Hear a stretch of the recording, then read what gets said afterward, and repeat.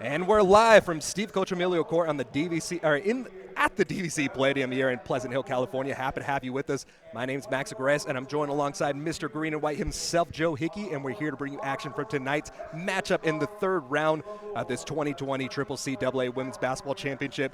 And here tonight, the defending champions, the number 2 seeded Diablo Valley College Vikings, tamed home court for the second time, coming off that 96-55 victory against Santa Rosa Junior College.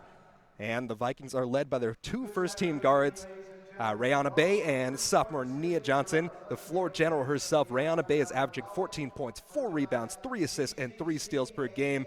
And that win against Santa Rosa Junior College, she really made a splash. 5 for 8 from beyond the arc, 8 for 14 from the field, 21 points, 2 rebounds, 3 assists, and 2 steals. Yeah, and Rayana, along with everything she brings to the offensive side of the ball, is responsible for really the genesis of DVC's full-court press and is a big part of why DVC have the second most steals in the state. It's going to be an interesting matchup today to see the way that comes up against City College, who have 4 of the top 10 players in their conference in assist-to-turnover ratio. Fun stat, when DVC managed to compensate for their own shortcomings in rebounds by winning the rebounds plus turnovers battle, they're 20-0. When they fail to break even, 2-5 this season. And the other side of that doubleheader for the Vikings, first-team All-State selection Nia Johnson. She put on an absolute showcase against Santa Rosa Junior College last week. Nia she made it rain from everywhere on the floor, followed up with a triple-double. Nia had 38 points, 10 rebounds, 11 assists, and of course the cherry on top, 5 steals, going 6 for 10 from three-point range, 13 for 24 from the field itself. And when she's 3rd in the state in free throws made this season, which is just a testament to how well she gets into the paint, gets contact, and gets opportunities there from the line. It's, again, going to be an interesting matchup. CCSF, 15th in the state in blocks. They hold teams to 53 points per game. It's a very block-happy, very size-heavy interior. And so seeing the way that her slash game comes up against that is going to be fascinating. And a big thing to watch out for the Vikings as well is the health of the sister of Nia Johnson, sophomore forward Nadia Johnson. She left the last game against Santa Rosa Junior College in the second half with a lower leg injury. So she is in the starting lineup, as you can see on the screen right over here. But the amount of minutes she has really might affect the way that the Vikings play tonight. Indeed, and Nadia is somebody who generally puts in a lot of minutes, in part because she doesn't have the kind of game that requires frequent breaks. She's not really active on the press the way that Rayana or Jasmine Kong would be.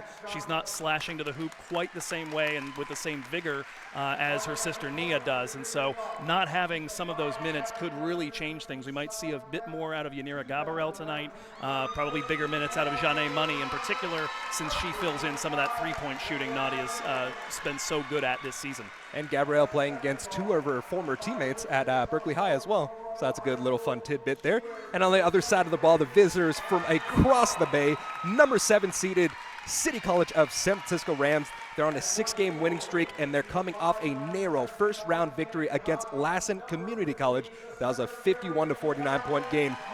They overcame a nearly double-digit deficit going into that fourth quarter of play, and the Rams in that fourth quarter really tightened everything up, and they left with a 22-12 fourth quarter, squeaking out that victory. And the main player to watch out for the Rams is sophomore guard Jaden Benitez. Yeah, and Jaden Benitez is really the straw that stirs the drink, Max. 5th in the state in assist-to-turnover ratio and 11th in assists. Also a top 30 shooter from the line and from three-point range. If DVC can figure out how to stick to her, get her to lose a bit of that cool she's had all season, it's going to hopefully be an easy road if that happens.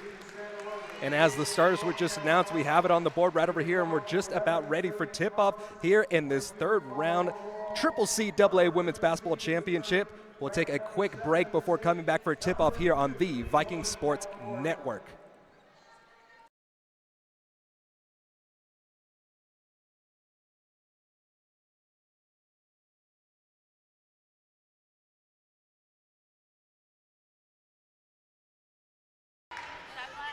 Back here on live, ready for tip-off here. And the women are on the floor, and we're ready to make things happen. All right, and your lineups here for DVC, if you've been following them at all this season, then it's no surprise to you. Yakaya Ware, Jasmine Kong, Rayana Bay, and the Johnson sisters, the starting 5 for the DVC Vikings. And the starting 5 for San Francisco City College, Benitez, Wu, Cornell, Tassi getting the start today, and Hatfield as well. And with Tassi and Hatfield both out there, it's a pair of 6-footers for this team here. Tassi recently given Ram of the Week honors for her performance in the first round of the postseason. And despite giving up size, the Vikings almost had the ball for just a moment, but it looked like the first person to touch the ball off the tip was actually Nia Johnson. So, as per the rules, the ball will go over to San Francisco City College, and it's as if they won the tip. Faith Spencer will line up just about at midcourt as she's ready to inbound it to get our game started. Oh, pardon me. Francesca Cornell ready to inbound it.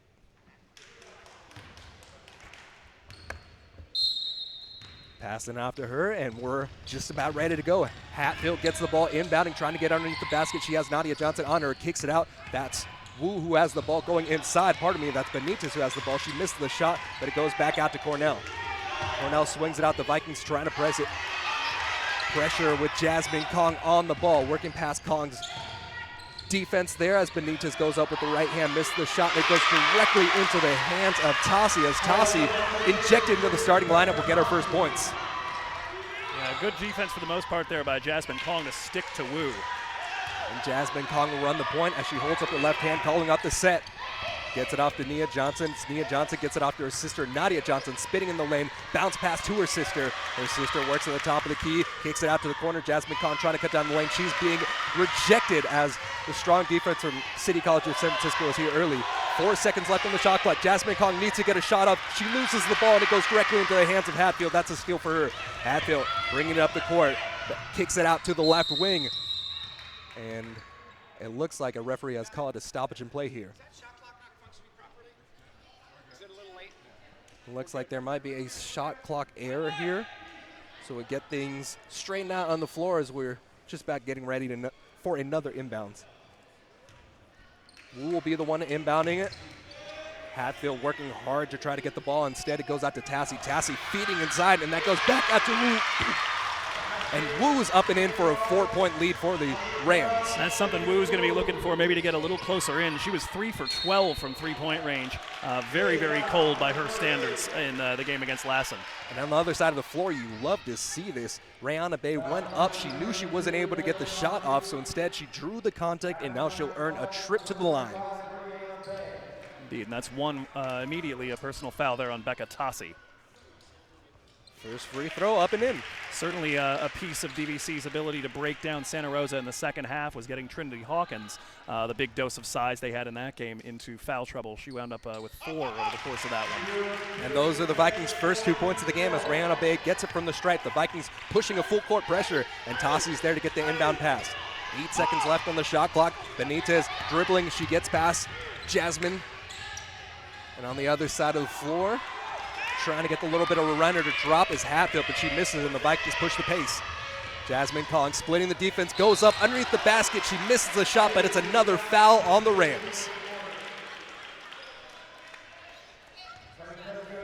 This time around going against Francesca Cornell.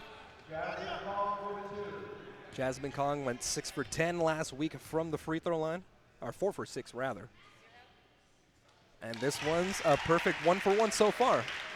3-4 is the score of the game, 8:22 remaining in this first quarter of play. And Jasmine's really a hot and cold shooter at the line. Last season, she shot 60% for the season, but it felt like she couldn't miss in big moments down the stretch in the playoffs. And with that, the Vikings and the Rams are tied up at 4-4. Tipping it across the middle of the field. Tassi was there to get the tip. And Hatfield once again goes out there trying to shoot a fadeaway jump shot from just about 8 feet out from the basket, and the whistle will blow and the ball will go back the way of the Vikings. And that's a second on Becca Tassi, which could become a big story here. Tassi already filling in, and she might have to get checked out as a player has come to the scorer's table. Hair blocking the numbers, so we aren't quite able to get the number just I think yet. it's Katie Osaki. There we go. And Osaki is quite indeed the person to come in there, the sophomore forward out of San Mateo High School. Now you mentioned Becca Tassi, a bit of a surprise starter tonight, even as she has become more and more of a contributor for City. They're having to deal tonight without Patricia Traylor, who is the other player of the 3 that San Francisco have that are all taller than any of the Vikings. Ball almost tipped away, but Nadia Johnson showing the strong hands to keep it back. Jasmine Kong has the ball. She'll dribble with the right hand, kicking out to the corner. And now the Vikings swing it across. Bounce pass inside to Jasmine Kong. Jasmine Kong trying to work the baseline for just a moment, but instead the Vikings get a shot from Nadia Johnson. It doesn't take iron, but just underneath the basket. There you go. Ray Bay gets the rebound and then gets the points. 6-4. The Vikings take their first lead. Yeah, fantastic anticipation by Rihanna. She was going straight to the cup as soon as that ball was in Nadia's hands. And on the other side of the floor, Wu was right there in the corner to knock down the three-point shot. That's the first three of the game on either side. And the lead's back to the Rams, 7-6. Second leading scorer for this team and first in made three-pointers in the Coast North Conference. Crossover dribble out to Yukai, away from beyond the arc. She's not much of a threat there, but inside the post she's there, but the ball trying to get it force-fed to her, misses it. Miscommunication from the Vikings, and that's a steal for San Francisco. A little bit of a giveaway, though, on the other side. Ball too tall for Osaki over there. Or Benitez, rather.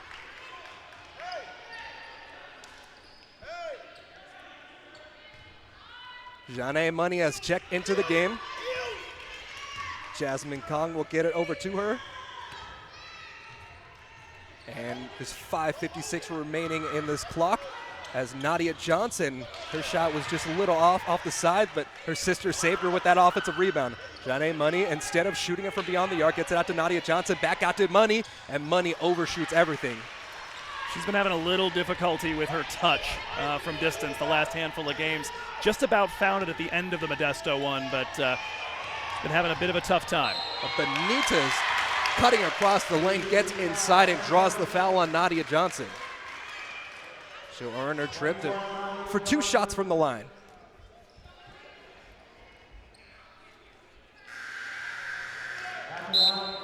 Nadia picks up her first personal. As you mentioned, a bit of an issue for her in the late going of the season, getting herself into foul trouble. Fouled out of the game against Modesto to close the regular season.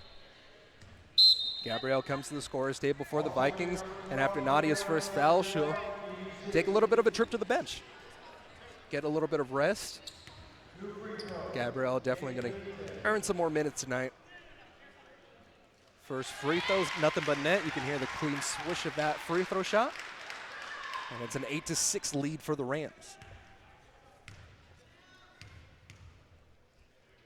Benitez, 76% free throw shooter, misses the second one. It's tipped off the hands of Sinclair, who checked in underneath the basket, and the Vikings will get the ball off the missed free throw. So it's an 8-6 game after splitting the free throws from Benitez, and Jasmine Kong brings it across the floor. Brianna Bay, eyes beyond the arc there as she looks to one of her teammates to pass it along. From the right elbow, getting inside, stepping back for a free throw line jumper, and that's Nia Johnson missing the shot. Good use of the offhand there to try to create a little bit of space and do so in a way that the referee wouldn't sanction. Benitez decides to take it herself, getting all the way down the lane and going up with the left hand to get the bucket over Jasmine Kong. Nia Johnson trying to work through this pressure of the Rams defense. Janae Money left wide open from the right corner, and that one's strong once again. And Janae's going to have to find the range. They're leaving her wide open there. Asheville at the court, almost has the ball picked off as Janae Money gets it out the steal. Jasmine Kong bringing the Vikings in a storm here.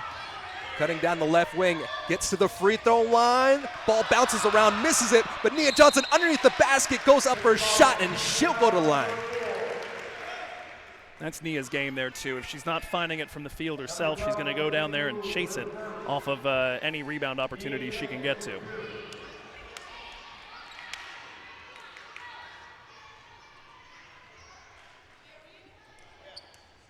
Nia Johnson, a 62% free throw shooter, but she's really turned that up in the second half of the season.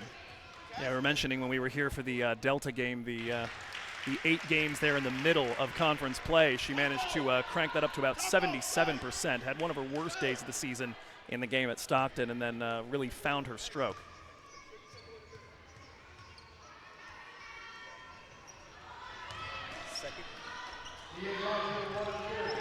A little bit of commentator's curse there on that, though. DVC on the full court press, trying to stick to Benitez. Rihanna Bay keeping her pinned to the sideline. Gabrielle joins in the fun and almost picked off by Nia.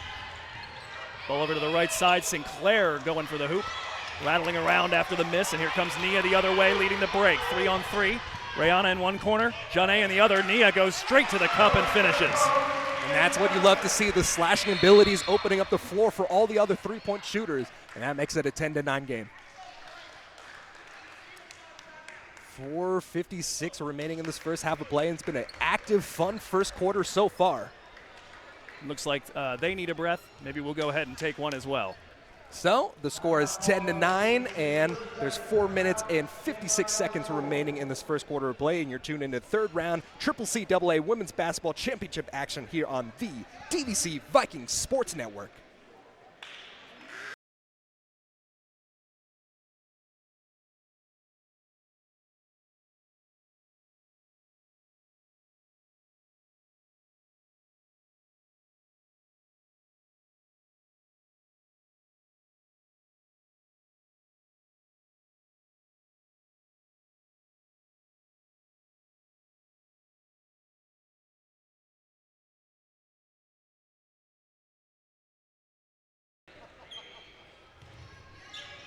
Back here waiting the inbounds pass, and the inbounds pass is stolen. Jasmine Kong was there, gets it off to Nia Johnson in the left elbow. She spins down the lane, goes with the soft-handed touch off the glass, and that gives the Vikings an 11-10 lead. Just like that, in the span of a couple of minutes there, Nia Johnson suddenly DVC's joint leading scorer with Rayana. And you hate to see this right over here. Rayana Bay has called for the touch foul on the Ram side of the floor. So if the whistles are going to be blown early, that will really be a detriment to the Vikings. Ray Bay, somebody who they just cannot afford to have taken off the floor. Sinclair has the handle here as Benitez works off the ball. Going all the way down the lane herself, missing the shot. It's a wild shot, and the Vikings get the rebound. Jasmine Kong up the far side of the floor, working from the right wing, drops it off to Janae Money. Janae Money dribbling, trying to use the baseline for just a moment. Instead, the Vikings reset it out to the left wing. Three-point shot, Rayana Bay knocks it down. Picking up right where she left off, the 5-for-8 performance in the game against Santa Rosa Junior College. She's found that three-point stroke. And the Vikings with the full court pressure, they couldn't get quite back there as Jackson misses the shot. Gabrielle dribbling and bringing it across the court. Driving down the lane herself, working the baseline, and Jasmine Kong will force another timeout out of the pocket of the Rams. Wow, where did that turbo button hit come from? My goodness, Jasmine. I think the knee's fine. Yeah, struggling with the knee injury all year long, but right there, perfect, good to go. And that's a 9-0 run for DVC since they fell back 10-7. In the gaming community, turbos are a little bit of cheating, but I guess on the floor, if Jasmine Kong can pull it off without getting caught, why not? Quick 30-second timeout we'll keep here. It's been a fun, active one so far. Despite the fact that they have so much size, City College really loves to run up and down the floor and get at it. Well, and I think part of it, too, is you get encouraged to do something like that. I know that it was part of, if I can kind of appeal to the other DVC basketball team, the men ran into this against Fresno, where Fresno does this same sort of pressing game. They want you to try to take those 3-on-2s and get out of your own rhythm. And perhaps we're seeing a little bit of that here. City College don't routinely score much over about 60 to 65 points in a game. And City College right over there turns the ball over. The Vikings, they're averaging about 80 points per game, so by the math there, the Vikings have the advantage. Rayana Bay tries to line up another shot. Jasmine Kong was there, misses the first shot, gets the offensive board, and underneath the basket, Jasmine Kong follows it up. 18-10. 2 offensive boards and the bucket. That is for sure how you fill up the stat sheet. And then the turnover at the other end, the press off a made basket. And Hatfield is called for the turnover there as she travels. Substitutions as Wu comes back into the game. Nadia Johnson checking back in for the Vikings as Janae Money takes a seat on the bench. Working from the left side of the baseline, needs some help. Bounce passes, Nadia Johnson is there. Nadia Johnson uses her size to get inside, but instead they'll call it a travel on her. Now, I believe actually they've called that an offhand foul wrapped around there, so that's actually a second personal on Nadia Johnson. Kaya Ware coming back to the scorer's table. She'll check in for Nadia Johnson, who just picked up her second. 4 fouls for City College, 3 fouls for the Vikings. 18-10 is the score with 3:25 remaining in the first quarter of play. Benitez comes back as the main ball handler. She has Rihanna Bay on her on defense, trying to cut down the lane. Goes up, misses the shot once again. Nia Johnson's there for the rebound. Jasmine Kong, she's one-on-one right now, working down the baseline, working low block right. A little too strong on the shot, but Ukiah Ware right over there rips it down, and there'll be a jump ball, and the ball will go back to the Vikings. Beautiful stuff there from Keys. She's got her work cut out down there in the low post, but at the moment, dueling with Hatfield and the 20, Cornell. He's one of the leading rebounders in the Big 8 this year. That's right, state too, for that matter, 23rd in offensive boards. Driving down the lane, Nia Johnson follows up her own shot. It looks like it'll be another jump ball, so second jump ball consecutively, and the ball will go to the Rams. I'll start tallying those.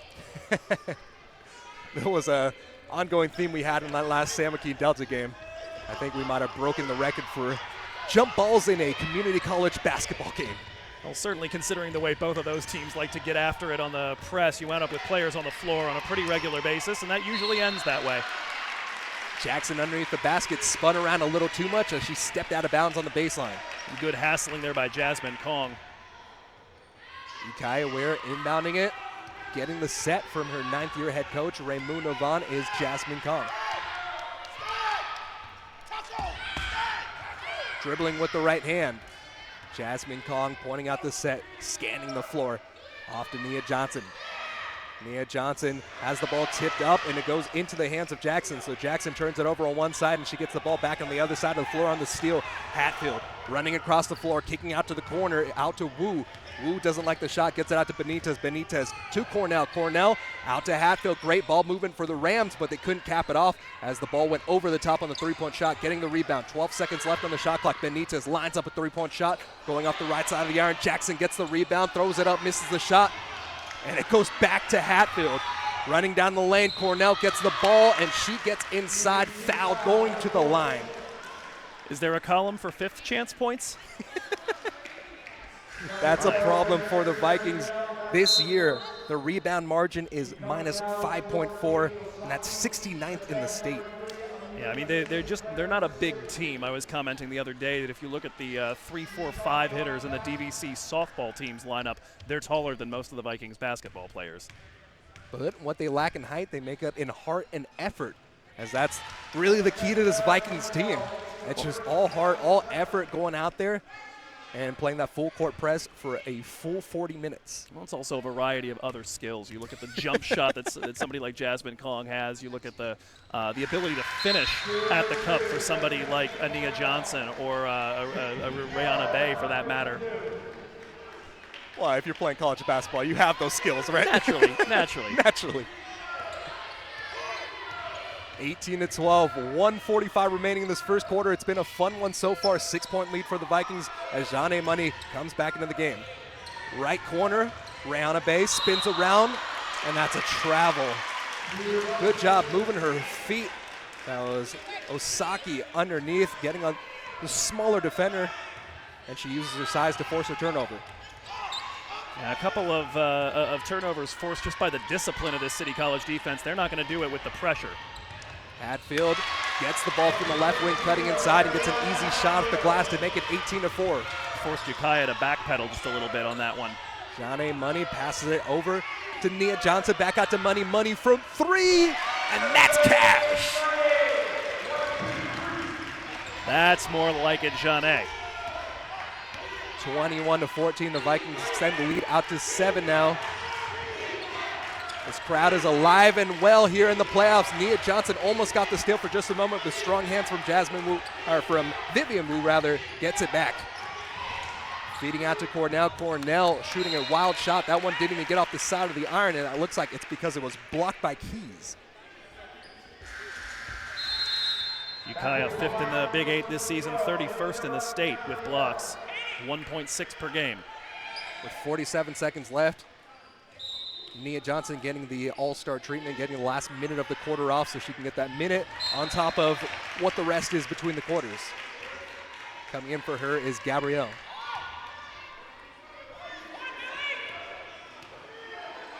Hatfield has played the majority of the minutes, and she's still in the game, inbounding for the Rams. Sinclair has the ball, 3 seconds on the clock, and Osaki did not like the shot. She does not like to shoot three-pointers, as she's 28% on the year and turns the ball over. A little indecision, little pickup of the feet. Brianna Bays right in the point for just a moment, as she handles it from the left wing. She looks across the floor. Yukai Ware wanted it. She gets the ball dribbling down the lane, and a wild shot is paid off as she earns a trip to the free throw line. Hatfield will pick up the foul. And with that, and 30 seconds remaining, the Vikings will get into the bonus. We'll see how much that's worth. Free throw shooting not exactly DVC's forte this season, but Ukiah makes a liar out of me on that first one. That looked gorgeous. 41% on the year, and Ukiah Ware's first stroke is good. And the reason, I believe, why free throwing hasn't really gone the way of the Vikings is just because they're short lineup. And on top of that, it's just the first thing to go is form when you have fatigue, as the Vikings trying to fight for that rebound to get the ball back. But like I was saying before, the first thing to go when you're fatigued is form. And what are free throws all about? It's all about form.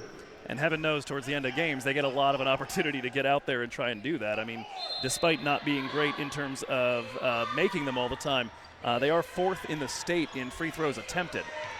25 seconds on the clock. Jeanne Money lines up another three. That looked like it was a little strong, but the way it bounced off the rim and the glass just put it in perfectly. That was baffling to look at. I did not realize it had gone down. 24-14. That is the score. 7 seconds remaining. Osaki has the ball, kicks it out. Sinclair doesn't take the three, instead drops it off. It goes out to Jackson. Jackson back out to Osaki. Made the three at the buzzer. 24-17. Wow. And that makes it a 17-7 run here. We've got a bit of an argument taking place here. Apparently, the referee did not signal for a three-pointer on Jeanne's shot, and we've been visited over here at the scorers table by both Cameo Williams, acting head coach of the Vikings, as well as Emmanuel Acañarige, devoted fan and faculty member here at TVC, trying to figure out exactly what happened there. I don't know if there will be any further discussion with the officials. Unfortunately, despite the fact that we have video here, there is no instant replay. At least not sanctioned. So with that, we'll take a quick break and be back on the other side. Great first quarter of action here on the floor on Steve Coach-Emilio Court. And it's a fun game in this third round of the CCCAA playoffs.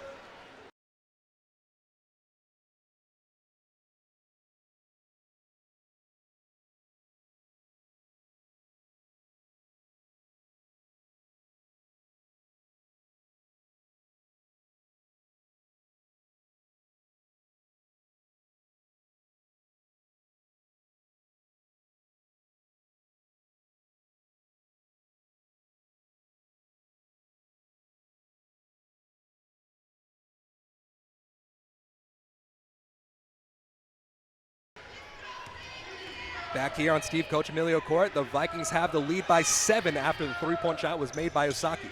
They were briefly down by 3 in the middle of the quarter, went on a 17-4 run. And Rayana Bay from the right corner misses the shot. Rebound by Wu. Wu pushes it up the floor, and that goes out to Sinclair. Sinclair dropping it off to a running Cornell as Cornell missed the shot. Good trail run on that one, just couldn't find the finish. Not the first time CCSF have failed to finish in transition. And on the other side of the floor, right down Broadway, Nia Johnson slashing down the lane, gets the shot off the glass to put it to 26-17. Yeah, she doesn't fail in transition most of the time. Stepping around the screen and knocking down the three-point shot, Vivian Wu. Again, that one signaled by the official as a 2, and I'm wondering if he's looking at the right set of lines. There are 2 arcs here on the floor, of course. Given officially as a 2, though. Officially a 2. 26-19 is the score. 9 minutes remaining in the second quarter. Jeanne Money from three-point range, and that one about 3 feet beyond the basket there. Wu has the ball. She's being pressured. Gets it off to Osaki. Osaki made the 3 at the end of the quarter. Instead, this time, she tries to drive down the court. And down the paint she goes and misses the shot. Nadia Johnson checking in for Jeanne Money. And the ball was last touched by the Vikings, so Benitez will inbound it. Benitez scanning the floor. No look pass underneath the basket to Jackson. Jackson missed the shot. Gabrielle picks up the foul, but that was a beautiful job on the inbounds. It looked like Benitez was staring down the corner and then dropped it off perfectly to Jackson, and Jackson will get a trip to the line. Yeah, Gabrielle pretty fooled by that, and I think frustrated by exactly the little mind game played. Bit of that quality we talked about from Benitez. 26-19. First free throw makes it 26-20. First points tonight for Tiaja Jackson. By our count here, Vivian Wu right now the game's leading scorer with 7 alongside Rayana Bay. 6 each from Kong and Nia Johnson on the Vikings side. Nobody else with more than 3 yet for City College. Misses the second free throw, spinning around after getting the rebound is Jasmine Kong as she drops it off to Nia Johnson. Nia Johnson kicks it out. Gabrielle shoots a high arcing three-point shot high off the iron. And fighting for the ball, the Vikings and everybody diving down the floor. And there'll be a foul called. This one will likely be on Rayana Bay. White 25, so yes, that is Ray Bay picking up her second foul. That stings too. DVC calling for all manner of other things, a jump ball, maybe a travel for the roll on the floor, but worst possible turnout for DVC. Gabrielle Goes to the bench as she is replaced by Keys. Vikings get a stronger post defender here. The Vikings working a woman-to-woman defense all across the arc here. Benitez has the ball back out to the forward, Katie Osaki, trying to throw it down the lane, and Keys is there to pick it off. Showing the handles there is Nadia Johnson. As Nadia Johnson gets off to Jasmine Kong, back out to Nadia Johnson. Nadia Johnson wearing the clean white kicks here. Trying to shuffle it over to Jasmine Kong, misses it. Now Nadia Johnson goes down the lane, shows off the Euro step, leaves it short, gets the offensive board, spinning underneath the basket. Wild shot is rebounded by Keys. Keys goes up, and it'll be called another jump ball. Arrow goes over to City College of San Francisco, and they'll get a substitution in as well. Hatfield checks in. Tossie, the inputted starter, gets some more minutes on the floor, and Sinclair coming in for Wu. Almost deflected the ball, but Sinclair got out the last moment, 6 seconds, trying to feed it across the court. Sinclair gets it, and then almost like a wide receiver running the route, gets across the floor, but she turns it over. Excellent trap there right after she got across half court.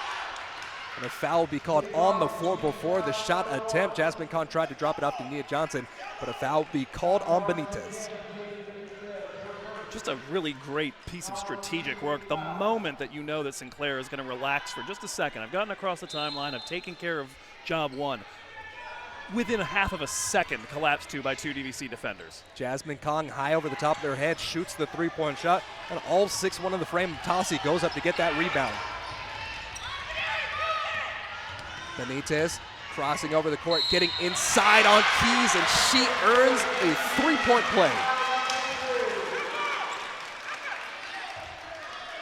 Right into Yukaya's body on that, bounced off the contact and floated over to the right, finished off glass.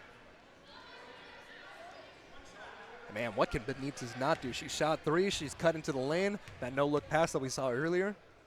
She's definitely the stick that stirs the drink.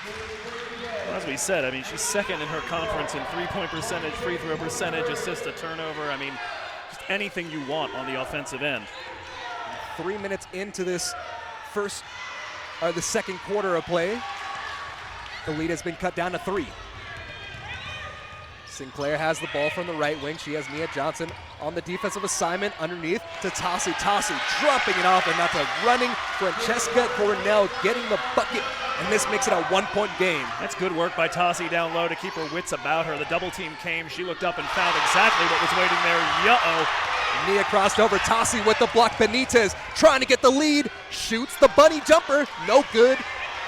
And hopping up to get the rebounds, Nia Johnson. Nia Johnson dribbles with the left hand, gets inside, and it'll be called an offensive foul. And wow, the San Francisco City College fans are erupting here, but the Vikings still have the 1-point lead. Yeah, it's not that long of a drive. Tough to get to DVC by BART, so I imagine they probably did drive up here, but a large presence of the City College faithful over on the far side of the gym. And with that, the Vikings already have 4 fouls 26-25 is the score. 6:26 remaining in the second quarter play, and let's go around the horn. All right, earlier today, DVC, elsewhere in their athletics department, softball was in action. They're currently ranked 10th in the Northern California region. They're very, very good so far this season at splitting doubleheaders, and that's exactly what they did today against Cosumnes River. Got their second win of the conference season in Game 2 of that. They lost Game 1 8-3, 6-run first inning for CRC, kind of held them at arm's length. But in Game 2, Kara Ricky, the complete game win in the circle, 2 runs given up on 4 hits. She's now 3-1 on the season. And the 2 big highlights of the 7th inning, but even before Kama Kalakini's game-winning RBI double, was Maddie Leffel laying out for a highlight reel catch in center field when CRC had the game or the go-ahead run in scoring position with 1 down, chased down a long drive into the gap and laid out to make the catch. And back on the hardwood floor, a missed shot from Sinclair, and the rebound goes to the Vikings. Brianna Bay running down the floor, has it from the right wing, shoots a 3-point shot and left that short. Benitez gets the rebound. The Vikings will retreat, not pushing that pressure. Sinclair is met woman-to-woman defense. Jasmine Kong's the defender on her. Gets the switch for just a moment. Jasmine Kong sticks with her from the right wing, getting it back out to Benitez. Benitez dribbles, left hand, right hand, left hand, right hand. Has Brianna Bay on the assignment, looking for a screen for just a moment. 8 seconds left on the shot clock. Gets to the free throw line, gets out to the left elbow, kicks it out, driving down the lane, goes up, soft touch off the glass. Wow. Cornell has really made a living so far this game, cutting down the lane and slashing in there as the Vikings with Brianna Bay shoot the 3-point shot, and that goes over the back of the backboard. So it'll be San Francisco City College ball as they take the 27-26 lead with that last bucket. Yeah, Cornell already almost has doubled her season average of 3.3. She's got 6 so far. It's looked very, very dangerous late in shot clocks in particular. 5 minutes remaining, about halfway through the second quarter of play. City College fighting back, and they almost get another easy bucket as Hatfield misses the point-blank shot from low block right. Nia Johnson pushing the pace, kicks it out, and that's a travel once again. This quarter has completely swung the direction of City College. They took what was an 8-point deficit or a 7-point deficit and turned it into a 1-point lead. So the Vikings are -8 here, and they already have 4 fouls with 4:45 remaining in the second. And Nia just looking a bit out of sorts. You wonder if she might want to start trying to take a few shots from distance, take advantage of the shooting that she had the other night against Santa Rosa. Vivian Wu. Talk about shooting. Vivian Wu has really shown a clean stroke from beyond the arc, and this makes it a 4-point lead for the Rams. Like we said, just 3 of 12 against Lassen in the first round was Vivian Wu, and she's been a great shooter all season long. Looks like she found her stroke over the last week. A week off will definitely give you time to really recalibrate. John A. Money trying to shoot the 3, but that one's blocked by Tossie. Coming way out onto the perimeter there, and you were about to say. Yeah, and Tossie, once again, she is the tallest player on the floor, and every single time she makes an athletic move, she's using all 6'1" of that range. And a top 40 player in blocks in the state, 3rd in the conference, and that's despite coming largely off the bench this season. Brianna Bay with 5 seconds left on the shot clock. She needs to make a move. John A. Money doesn't take the 3-point shot. 1 second left. The Vikings won't get it off. I have to believe on that one that Jeanne, who has a green light most of the time and had space, just did not know that the shot clock was winding down. Definitely a capable 3-point shooter.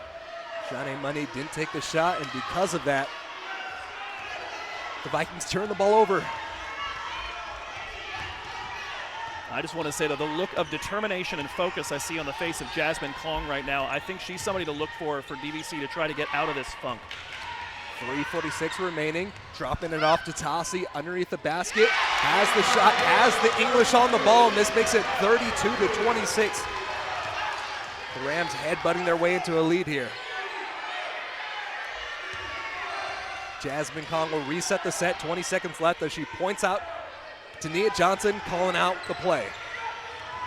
Has the ball stolen away. Wu was right there, racing down the floor, stopping low block left, has to kick it out. This one goes out to Hatfield. Hatfield pulls up in the right elbow, or the left elbow rather. Jasmine Kong gets the rebound. Vikings needing to push it up the floor. needing to find a bucket to stop the bleeding here. This is starting to feel a bit, unfortunately, like the run that San Joaquin Delta put together in the third quarter. Hatfield getting the block on the jump shot from John A. Money. And the momentum has swung fully over to the Rams, but the Vikings, after a few steals, could get this one back. Benitez gets it out to Tossi. Tossi had a wide open look, but the center won't take the three-point shot. 6 seconds left. Tossi running down the floor, has the ball picked out, but a foul will be called just before that. Johnson second, and that's Nia Johnson. That pass by Wu from the top of the key, threaded between two players for the Tossi cut. That was special. Sinclair gets a rest as Cornell checks back into the game, and because that foul is the fifth, it'll put San Francisco into the bonus. 2 minutes and 38 seconds remaining in this half. First free throw up, and for a 51% free throw shooter, that one was nothing but net. Second free throw rims out. Jasmine Kong getting another rebound. She seemed to benefit off those missed free throws, really padding up the rebounds from there. Jasmine Kong out to Nia Johnson. Three-point shot up and in. That's what we were saying. She's having a little trouble down in the amongst the trees inside the paint. I think DVC need to start thinking about opening up some space there. Rayana and Nia recently have been the best three-point shooters on the team. Get them some decent looks, see if it opens stuff up elsewhere. Tossi feasting underneath the basket, misses a shot, gets blocked on the offensive board, gets it out to Hatfield. Hatfield will get out to Benitez to reset the set at 24. Wu shoots a left wing three-point shot, leaves it short on the iron, trying hard to get the ricochet there, but it goes out of bounds. Katie Osaki checking in here for CCSF. Tossi definitely getting some quality minutes.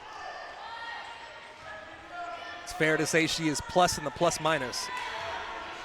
Now, her work on the interior and especially in terms of getting extra possessions for City, that's what they're going to need to try to deal with all the turnovers that DVC have a tendency to produce. Rayana Bay throws a wild pass, but Jasmine Kong's able to get it with one hand. Keys underneath the basket, and that's a wide open shot, missed assignment from the Rams, and the Vikings cut it to 2. And that was such a great, confident turn and drive by Ukiah. She's been a little timid early in the season, starting to find that aggression, starting to find that confidence when the space opens up for her. You could see it with her hair. Her hair wasn't even down by the time she got the shot off. And on the other side of the floor, the Vikings reject Benitez, and they'll run it across the floor. Nia Johnson, everything but the finish. She went down at 100 miles per hour. Shot a little too strong, missing off the backside of the iron. And Cornell will pick up a foul. Cornell and Tossi so far the only Rams that have picked up their second. Over on the DVC side, Bay and both Johnsons have 2.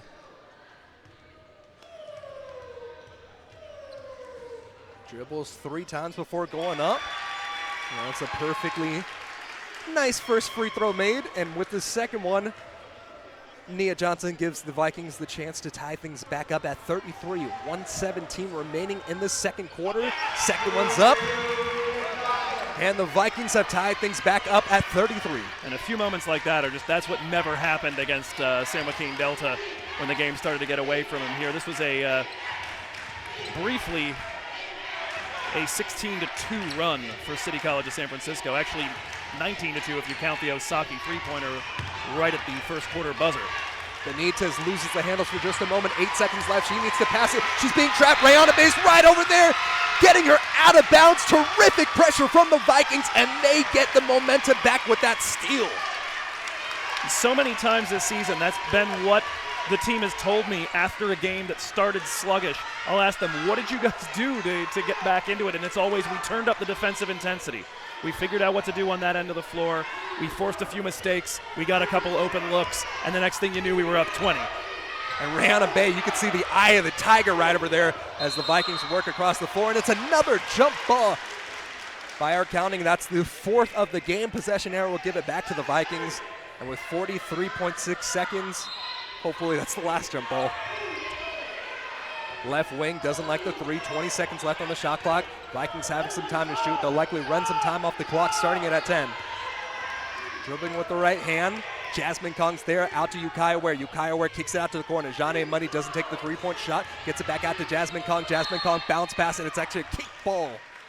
Wu got her leg inside the passing lane. And the clock reset. Extra offense coming back in the game. Spacing on the floor changes a little bit, or quite a bit actually, with Nadia Johnson checking in for Yukai Ware. Although in this particular look, we see Nadia occupy a spot in the paint quite a bit more frequently. She's just got a little versatility to her. She can certainly take up space down there. She's just as big as Keys, basically, 5'9". Scans the floor, bounce passes to Nadia. Nadia needs some help, drops it off to Jasmine Kong as Jasmine Kong went up for the shot, and it looked like she wasn't quite ready for that shot yet. And she was forced. Tied at 33, 10 seconds left. Benitez rolls inside the lane, and she is not fouled there, diving down the floor, loses the ball out of bounds, but it'll be last touched by the Vikings. 9.4 seconds left for City to try to do something about this, and just like you would expect on a big defensive position, Yukiya back in, and they're going to take off Nia, which I think, given her aggression, is a smart decision. Keep her from picking up a third right before halftime. Benitez will look across the floor.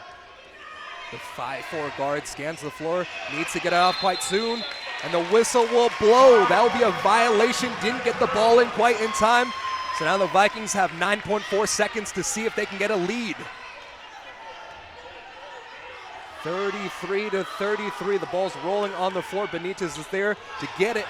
The Vikings have it. 7 seconds. Jasmine Kong cutting down the lane. Scoop shot.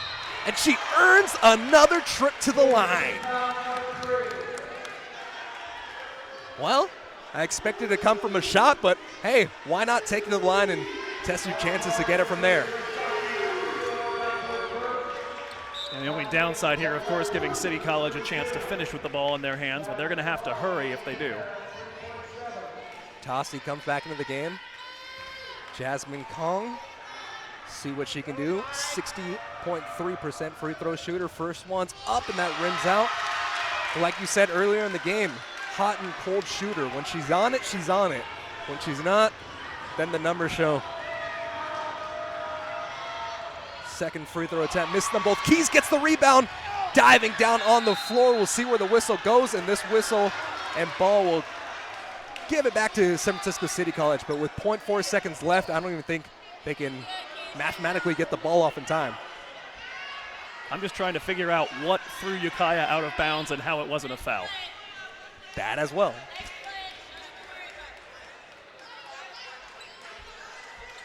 Resetting the clock for just a moment here. So officially, there will be 1.1 seconds left instead of 0.4. So essentially, they'll have to inbound it and shoot wherever they get the ball. Well, instead, they just decide to take it 33-33 at the half. And you have to imagine against a team that is as high-powered as DVC. We said Vikings like to live around the 70 to 80-point range. City College much more comfortable in the 50s and 60s. Right now, this game playing into where City wants it to be in terms of pace and in terms of scoring. But the Vikings are the higher seed for a reason, just because of what they've been able to do all year long. And one thing that we've seen quite a bit is just halftime adjustments coming in close first half, and then the second half, the Vikings turn up the pressure. They figure out the little fine-tuning details to make, and they come out with a dub, as we've seen many times this year. Well, and without a doubt, something that would help that cause quite a bit would be Becca Tossie picking up an early foul in the second half. At the moment, that's one of the people who's been really keeping Nia Johnson at bay, keeping her from doing what she wants to do. Now, Nia, amazingly, despite everything we've had to say there, is still the game's leading scorer with 11 points. But it's not quite the kind of way she normally goes about it. I realized, thinking about her game a few days ago, that it actually reminds me a bit more of Russell Westbrook than it had ever occurred to me. Definitely. So I'm going with Russell East Bay. Direction, I love it. Direction, body of water. I think it scans. But yeah, she really hasn't been able to make use of that aspect of her game quite the way she'd like. A few openings here and there, but has been a little timid getting into the center. I think that three-pointer she hit earlier has a chance to open some things up. If they respect that shot, then more space will be there for her. And so with that, we'll take our break for halftime, but stay tuned as the DVC Vikings dance team will come out for their second performance. They did a tremendous job last time out when the Vikings got that win over Santa Rosa Junior College. So yeah, good luck charm. Yeah, exactly. They're the good luck charm. Do it for us. 1-0 so far when they've danced in. Let's see if this continues to stay true in the second half. So stay tuned. We'll take a quick break, but we'll leave you with some beautiful dancing here on the floor at Steve Coach Emilio Court.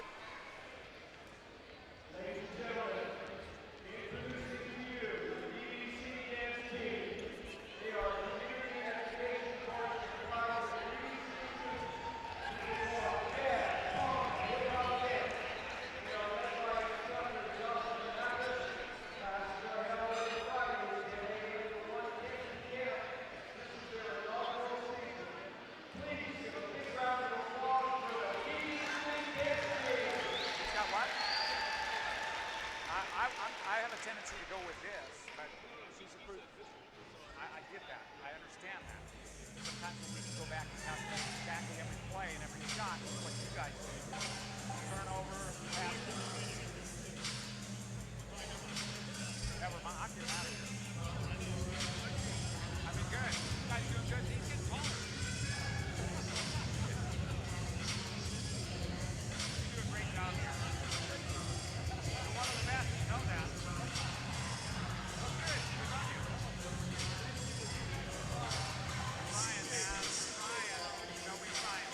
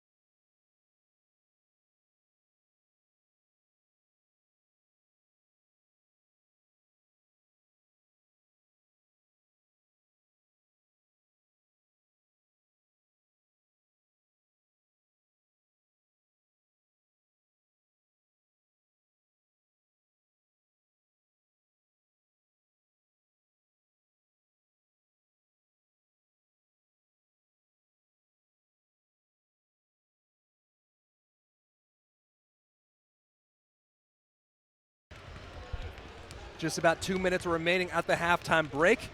And we got a good one, 33-33. It's been a swing both ways. The Vikings had a 7-point lead after the first quarter of play. Osaki hit that 3-point shot at the end of the buzzer, or right at the buzzer, to take it from 10-7. And then the Rams had the majority of the momentum going into that second quarter. They held an 8-point lead at times, but the Vikings fought back, and they earned a tie-up at 33.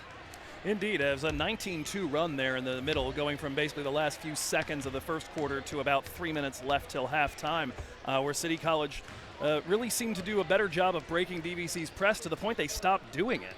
And I think the confidence they've had, we mentioned at various points that if you're not terribly disciplined, you can get caught up in doing things that don't match your style once you've broken a press. And we saw a couple instances of that here where they took a quick shot that was a little unlike them, or they got trapped just after they got across the half-court stripe. But for the most part, they kept their wits about them. In particular, found some quality points out of Francesca Cornell. Some great motion off the ball. She ends up with 6 points here at halftime. She and Benitez each have 6. Vivian Wu leading all Ram scorers with 10. Over on the DVC side, Nia has gotten up to 11. She's had periods of the half where she seemed very frustrated, kind of unwilling to do anything with the ball once it gets in her hand. But when she's asserted herself, it's generally gone pretty well. And the Vikings, for the most part, one of our big keys to the game was Nia versus the interior. Well, you can add Nadia to that. You can add Jasmine to that. They're all slashing in, and they've been successful at getting to the line. 8 for 12 from the free throw stripe. That's about average for them in terms of attempts. They average 24 attempts a game. It's a little better than they usually shoot. Normally, it would be 7 for 12, and you miss that one, you're down at halftime. You make it, you're level. Yeah, but getting to halftime at a tied game, if you're telling anybody on this team for the Vikings if it's going to be a 0-0 game essentially at the half, if they'll take that, I bet you every single one of them will say they'll take it every time of the way. Well, it's not dissimilar from the way that things went last year at this round. I think this is one of the toughest games to play, and it used to be especially for DVC because this was where they kept coming up short, was at this spot right before a berth in the State 8 tournament. But now they're fighting in their way. 33-33 is the score, 9:30 remaining, and after a possession each way, the Vikings have it. Nadia Johnson after her sister, Nia Johnson, slashing down the lane, trying to get inside on Tossie, is rejected there. Hatfield crosses over, has Keys on defense on the other side, fading away to her left side, misses the shot, hits the side of the board. Nadia Johnson leading the pack. San Francisco gets back on defense. Nia Johnson back out to her sister Nadia Johnson, who shoots a deep three-point shot that goes off the side of the iron. And inside positioning from Cornell gets the rebound over Rihanna Bay. There goes Benitez, and she beats Yakaya to the cup. Nifty little move to get underneath Keys. And that gives San Francisco City College their first lead of the second half. 35-33 is the score. They left Rihanna Bay all wide open over in the left corner. Working a bit of a zone now, our City College. Pump faking from 3. Down the lane, throws up the 12-foot floater. No good. Trying to get the rebound, fighting hard for his Tassi, who has the ball, but she loses it out of bounds. Gabrielle was at the scorer's table. She'll check in. Keys is the woman coming off the floor in replacement. Sophomore forward out of Palo Alto, Tayaja Jackson checking in for City College as well. It's actually a little unfortunate for Yanira. You were commenting earlier about her getting to face off with 2 of her Berkeley High teammates. Unfortunately for her, both of them are injured. So no Patricia Traylor, no Passion Evans tonight. Nadia Johnson spinning down the baseline, scoop shot underneath the basket, gets her own rebound, bullies her way in and draws the contact along the way. It's the first on Tiaja Jackson. We'll go ahead and recap the current foul totals here. DVC with 3 players on 2 fouls apiece, Nia, Nadia, and Rihanna Bay. Over on the City College side, Francesca Cornell and, importantly, Becca Tassi. You get a sense that if she were to pick up a third one early on here, that could swing things quite a bit. Nadia Johnson flicks the wrist and it goes down the cylinder. And one thing we talked about at the beginning of the game that hasn't actually been a real big factor is the rotational minutes. Nadia Johnson coming in with that leg injury as she knocks down both free throws to make it a 35-all game. But she really hasn't affected the rotation with her limitations that we thought she might have coming into the game. Well, she looks like she's moving just fine, so it's been a bit of a relief. We wondered what we might see out of her. It didn't look good last week, but so far so good. Took a little bit of that time. A lot of the times when you go down hard, it's just a little bit of a shock that hits you there. You think something's wrong, but all of a sudden you get up and you're fine, and that looked to be the case there as a three-point shot is a little too strong. Tassi fighting hard for the rebound, falling out of bounds, tosses it, and it goes over to Jackson, who is fouled on the floor. Nadia Johnson will pick up her third. Yeah, I think in the case of Nadia, they're very frustrated by that call, but I don't think she can really have a lot to say about it. Threw a lot of her body on top of the player before she managed to get her hands to the ball, and it is a question of which one happens first at that point. Benitez finds Wu wide open, rattles the shot out. And now I think Nadia's fouled Tassi underneath. That's going to be 4 quickly on her, and it is. Yeah, she went underneath of Tassi. Tassi 6'1", Nadia 5'9", and she'll get replaced by Jeanne Muniso. If the injury wasn't going to hold her out, unfortunately the fouls will. As I remember you mentioning in the game against Santa Rosa, Nadia did foul out of DVC's last regular season matchup. And Tassi gets the feed underneath the basket, low block right, gets the wide open shot to drop. 37-35 is the score. Corner three-point shot, and that's Jasmine Kong knocking it down. Queen Kong, the lone returning contributor, major contributor on this team from the club that won the state title. So for the most part, it's a title defense largely for the coaching staff and for Jasmine. Everybody else here kind of doing this for the first time, and it's easy to forget given the pedigree that DVC now have as a program, being in the postseason year in, year out, having been to, at the very least, this stage every year for the last 6 years running. Vivian Wu with the turnover, and now the Vikings have it on the other side of the floor. 15 seconds remaining on the shot clock. Nia Johnson has the ball. She's working on Benitez, kicks it out. Rayana Bay doesn't take the three-point shot, gets inside, loses the ball. It's on the floor, tipped out, and it'll be a jump ball. 5th one, in case you were wondering. Got the cross on the tally marks there. The possession error will favor the Vikings here as the ball will go, and Nia Johnson will inbound it from the right side of the baseline. Inbound goes out to Jasmine Kong. Jasmine Kong working from the top of the key. Pump fakes for just a moment. Passes out to Rayana Bay. Rayana Bay's trying to slash down the lane. 1 second left. She's blocked. Tassi's there to block the ball once again. Great help defense. Trying to drive down the lane. Scoop shot underneath the basket, and she'll get her second three-point play opportunity of the game. And this one is a three-point play opportunity to put them up by 2. Jasmine Kong picks up the foul, and that is... It's her first. Her first. So, the Vikings have 3 fouls, but fortunately for the Vikings in this case, Jasmine hasn't gotten very many fouls this game. Free throw is up, and Benitez can do it all. She joins Nia Johnson now on 11 points to lead all scorers. 4 of those, or rather 5 of them now, having come just in the last few minutes here in second half play. Nia Johnson out to Jasmine Kong. Gabrielle has the ball. Nia Johnson looking down the lane, cuts inside, dropping the ball off. Gabrielle is there to pick it back up. She's in trouble, needs some help. Spinning around, 8 seconds left, kicks it out, right wing. Skipping across the floor, Rayana Bay drops a defender, dropping off. Johnny Money needs to get the shot off, and the ball is blocked. Jasmine Kong was all alone on the left wing when Gabrielle initially passed out of that double team, but nobody spotted her. Now Wu misses the left corner three-point shot. Jackson working hard to get that rebound. Wu gets the ball despite the hard pass. She wrangles it in with one hand, and now Benitez works between the circles as she waits for the set. Looking for a potential screen by Jackson along the backside.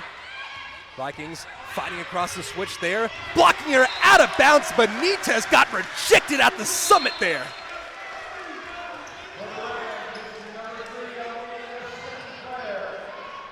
Sinclair checks in. Cornell will take a breather. And Benitez has a smile on her face as she knows that was a good play. Tossing it out, trying to get out to Wu. Wu at the very last moment before the ball went out of bounds was able to wrestle it down, and now Benitez will shoot a deep three-point shot. Holy cow. 43-38. Benitez has led the charge. Nia Johnson scoop shot. And she'll get hit, so she'll go to the line.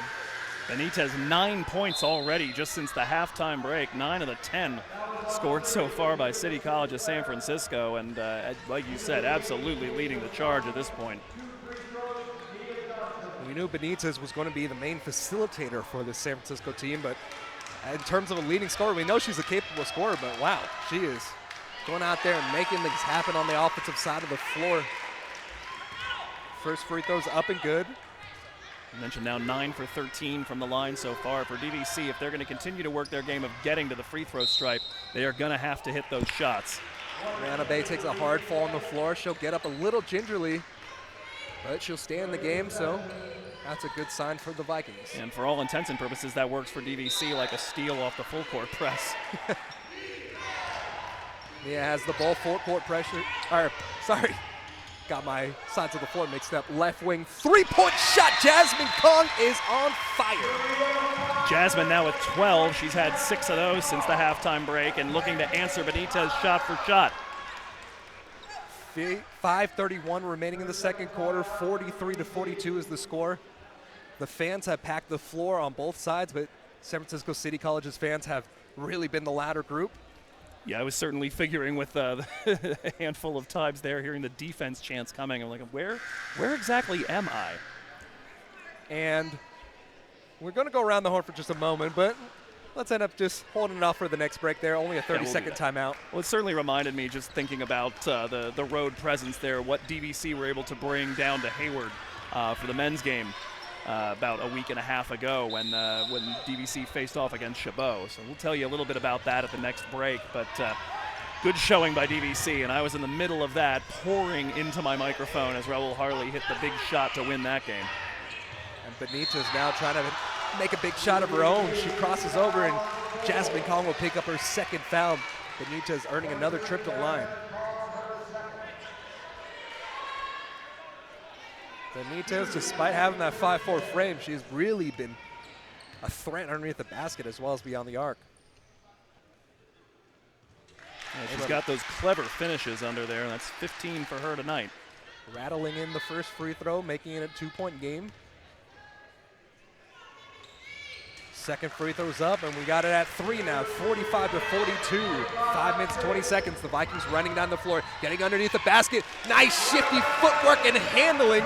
And Jasmine Kong has really been the lifeline of the Vikings so far in this half.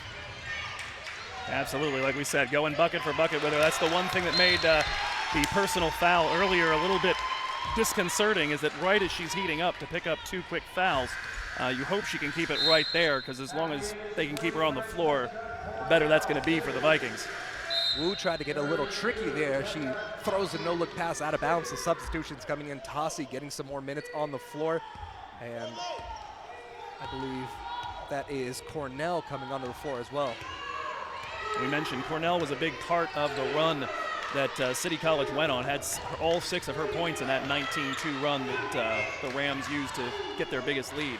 Jasmine Kong cuts down the baseline, drops it off at the very last second. Gabrielle looked almost surprised that she was able to thread that needle, but the Vikings turned her over. 4:40 remaining in the third quarter play. Benitez trying to crossover dribble on Rihanna Bay, gets past the defender, drops it off to Tassi. Tassi with a little underhanded flick shot, leaves it short. The Vikings pushing the pace.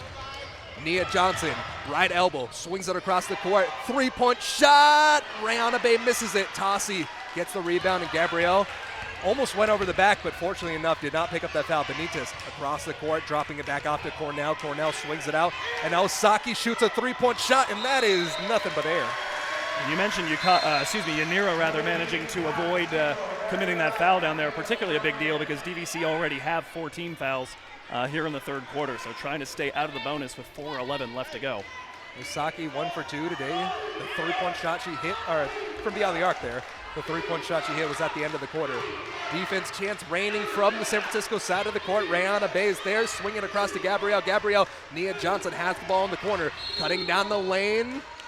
And they'll say the foul was called on the floor. That's Tassi's foul there, but it'll be before the shot. That's 3 on Becca Tassi. Keep an eye on that. 2 more and she fouls out of the game. The tallest player in the game at 6'1".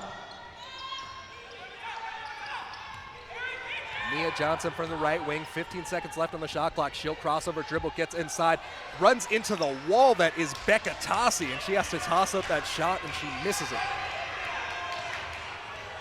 Benitez with the ball along the right wing, cutting down the lane, dropping back off to Osaki, but the ball stolen away. Nia Johnson trying to get there before Benitez was there, and she will get to the free throw line. You kind of watch that whole way down the floor, Benitez gaining ground on Nia. And if Nia can hit these free throws, then you're okay with the fact that that just happened there. But if she misses one of these, then that's a net positive play, particularly with that being just Benitez's second foul. Nia Johnson dribbles it. Eye of the Tiger focus as she almost leaves it short, but the ball rims in, and now we're back tied up at 45 apiece. 3:32, and the Vikings still have one more free throw to go. Just a back and forth encounter so far. Yeah, quite the fun game here.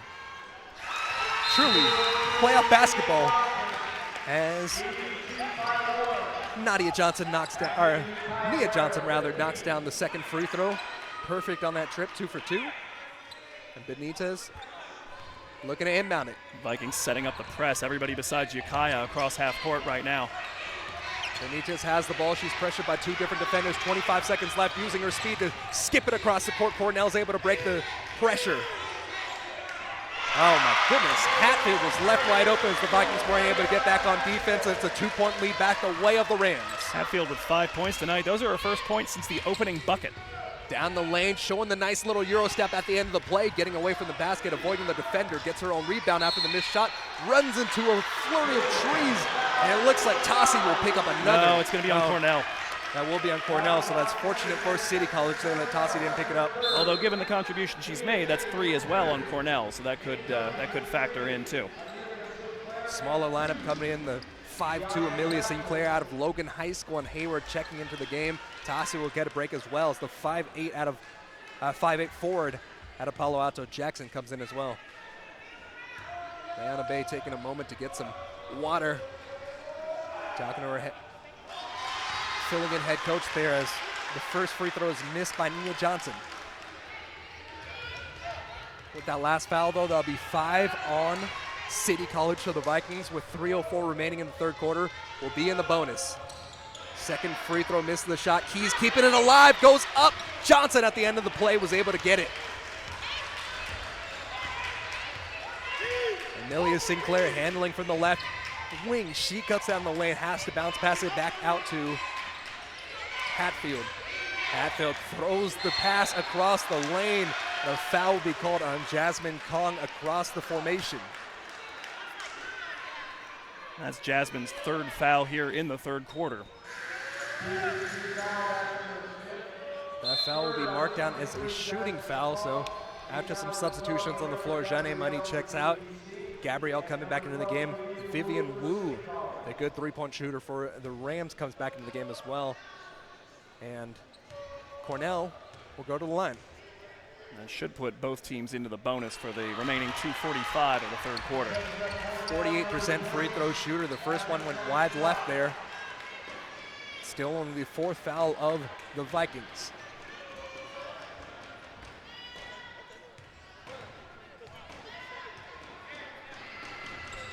Second free throw finds the bottom of the net, so it's a 3-point lead for the Rams here. 5 on the floor for the Vikings. Ukiah Ware, Rihanna Bay, Nia Johnson, Jeanne Money, and Yanira Gabrielle. Defense chance across the floor. Jeanne Money steps into a 3-point shot. Bottoms the net, makes it a 1-point game. Cut the check. On the other side of the floor, trying to get a 3-point shot of herself was Wu, as Ukiah Ware got the defensive board. Some confusion on the floor, 2:18 remaining, and that was actually a 2-point shot now. That's what they're saying. So instead of having a 1-point lead, it's 49-49. So this has been a continual trend all night long. It's the second time specifically that it's happened to Jeanne.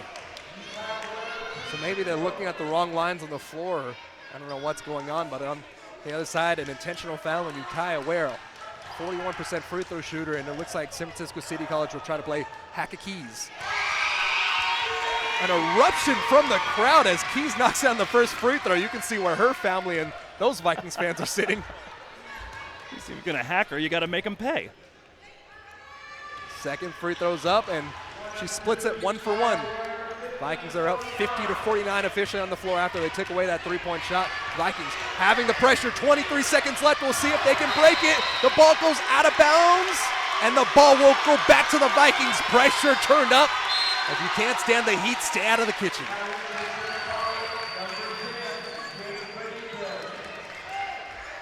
Benitez comes back into the game replacing Cornell, so there'll be 2 ball handlers on the floor for San Francisco City College now. Sinclair and Benitez, the 2 main ball handlers after the turnover. Shanae Money out to Nia Johnson. Nia Johnson dribbles, calling the set with the right hand, has the ball tipped. Shanae Money was able to get there. Nia Johnson has the ball, cutting down the lane, tosses the shot up. No whistle will be called despite the fact that she really wanted to foul on the floor. Shanae Money has the ball tipped out. 11 seconds left on the shot clock. Nia Johnson down the lane, draws the foul. No, they will call the foul on the floor. She went up for the shot. Well, either way, it's going to be free throws because DVC are in the bonus now. Valid point there. It'll be called on Amelia Sinclair. Vikings have fought hard for this 1-point lead, and now they send Nia Johnson to the line to shoot 2. First free throw is up and good.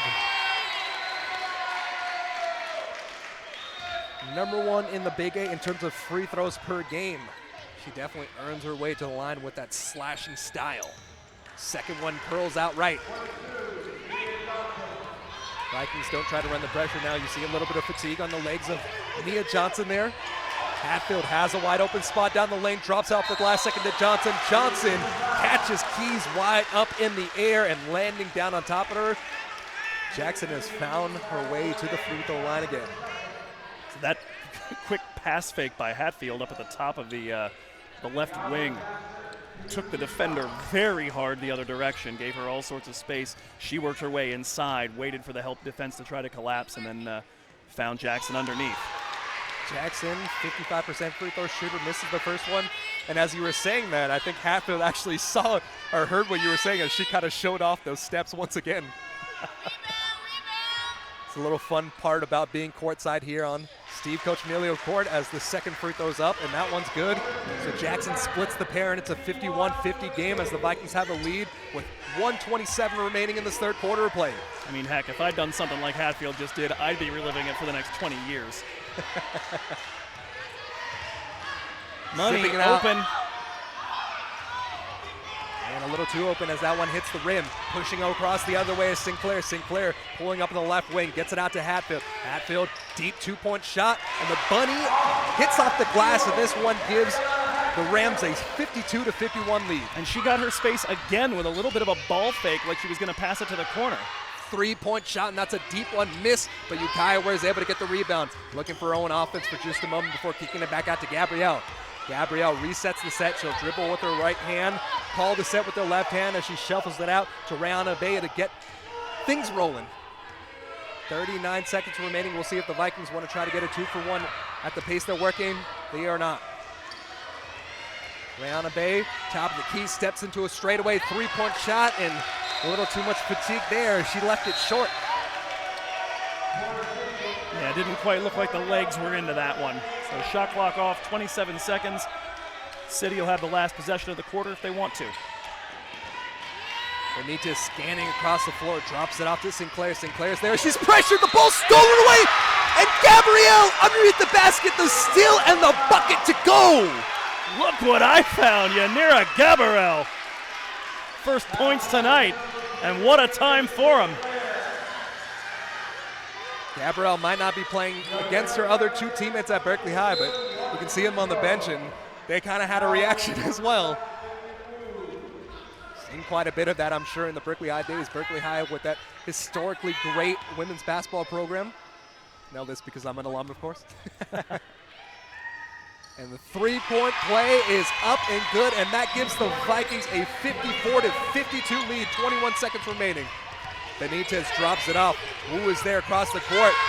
Three-point shot not taken, cutting down the baseline, cuts it out. Benitez goes up high. Three-point shot, and that one's from the waist, so it misses. Wu trying to get the basket herself, misses the shot, but kicks it back out to Hatfield. Hatfield has 1 second left. Corner three-point shot, no good. What a hectic third quarter of play, but at the end of it all, Vikings walk away +2. 54-52 is the score. And I don't think you can overstate the potential emotional lift of Yanira Gabriel's play right there in the final 30 seconds. It's the first scoring she's done tonight, but she's been invaluable in terms of getting in there and putting in good defensive pressure, and finally got it to pay off in a really useful spot. And with that, let's finally go back around the horn. All right. So men's basketball, we mentioned before, a fantastic season for Steve Cochimilio's men.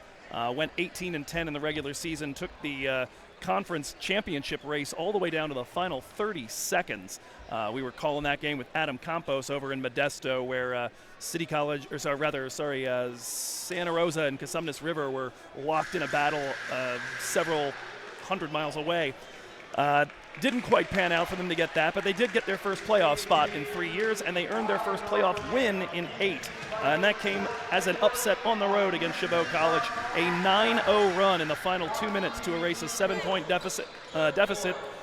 Each of the 4 general sophomore starters picking up a bucket in that. You had your 2 honorable mention all-conference players, Mitchell Smith and Darius Jackson, to close the gap. And then Isaiah Hood to tie it up, and Raul Harley with the big one that was all over DVC Vikings social media to win that game with 1.7 seconds left. And it took me a good 3 days for my voice to recover from that one. And the defense chants raining from the Viking side of the floor now as Jackson has the ball trying to get inside. And wow, what a nifty finish from the forward, cutting it down the lane and getting it over Keys to tie things up at 54. That was exactly the word I was about to use. Nifty. Gabrielle shooting a high arcing three-point shot, and that is nothing but net. Berkeley in the house. 57-54. Defensive steal. Ukiah Ware is there to get the interception rather. And now Gabrielle, low block left, collecting those checks. Cash it. Erupting here in the Palladium, and wow, this is the best environment we've had all year long. Yanira Gabriel with DVC's last 8 points, coming out of absolutely nowhere to give the Vikings the charge they needed. Oh, wow, great swing for the Vikings, and it's 59-54 with 9:14 remaining in the fourth quarter of play. And wow, this is truly playoff basketball here in Vikings territory. And with that, we'll take a break. Third round CCCAA Women's Basketball Championship action here on the Viking Sports Network.